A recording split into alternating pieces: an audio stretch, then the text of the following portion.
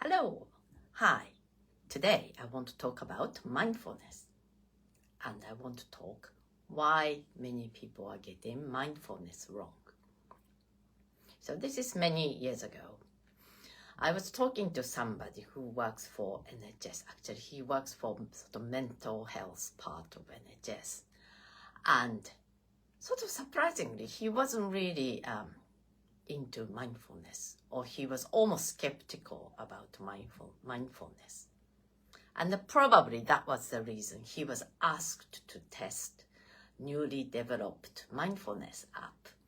So he had to listen certain time of the day and just report. And he said it actually was quite useful. But anyway, he was saying, so the other day I was ironing and listening to this mindfulness tape. And I thought, you're getting it wrong at the very beginning. Okay, so you cannot do mindfulness while you're doing something else. Okay, it's not something, mindfulness is something you actually have to focus on. You cannot do something else. You cannot multitask while you're mindful, while you're doing mindfulness practice. If you're ironing, so give half attention to ironing and half attention to your audio, then that's not mindfulness. If you just iron, then really focus on that task. Just feel the sensation, how the crease is straightened, and just weight on the iron in the hand, all these things. And if you really focus, that can be a mindfulness practice. But if you're half-minded in both tasks, it's not mindfulness. And I was talking to a friend of mine who is a secondary school teacher. And she said because school's promoting mindfulness, so she had to do mindfulness with her tutor group. So I said, oh, what did you do? And she was quite vague, but she said, oh, we just sort of rested, sit in a comfortable position and listen to quiet music or classical music.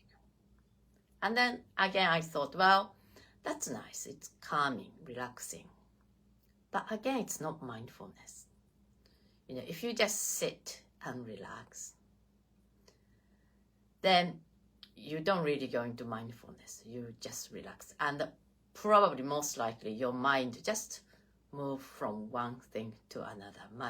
You let your mind wander.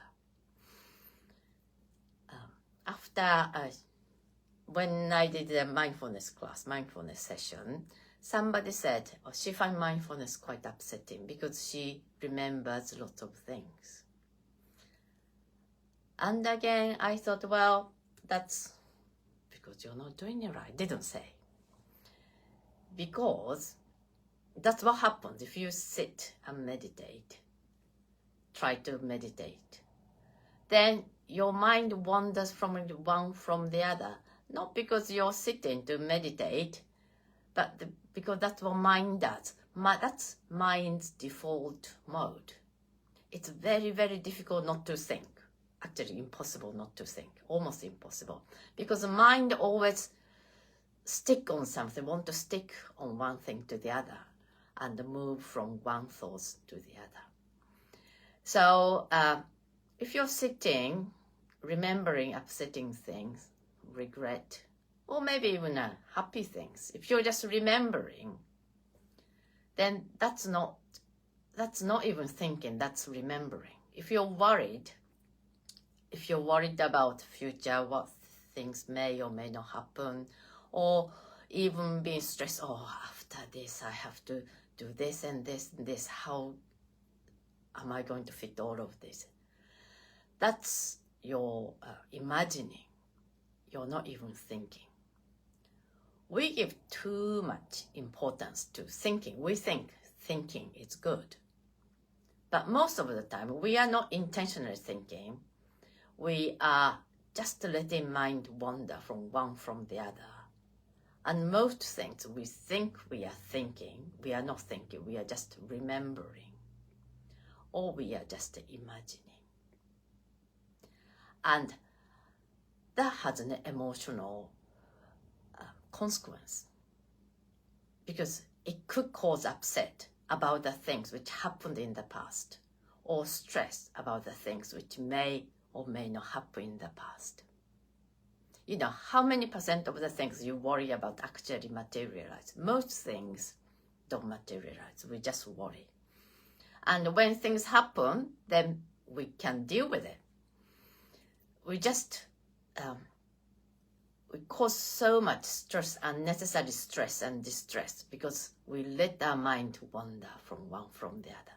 So mindfulness is a practice to limit that.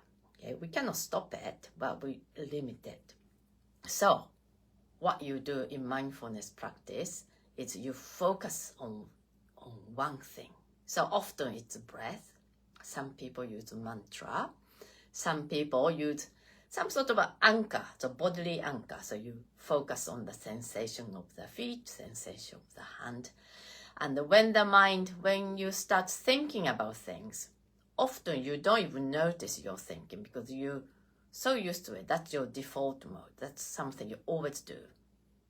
So you may not notice, but when you notice you're thinking, then let go and bring yourself back to your anchor or your breath or your mantra. So this single pointed attention, that's mindfulness practices. And I like this metaphor of cloudy apple juice. It's Thich Nhat Hanh was saying, you know, if you make freshly squeezed apple juice, it's full of pulp and cloudy. But if you leave there, then the pulp settles at the bottom and you get clear apple juice. So mind is like that. If you constantly keep bringing yourself back to your focus and let the mind settle, let the thoughts settle. If you stop letting your mind wandering around so much, then you get some peace, you get some calm. So that's the mindfulness practice. Okay, I wrote about this in my blog. So I put the link in my blog. So if you're interested in, please have a look. Okay, thank you for listening.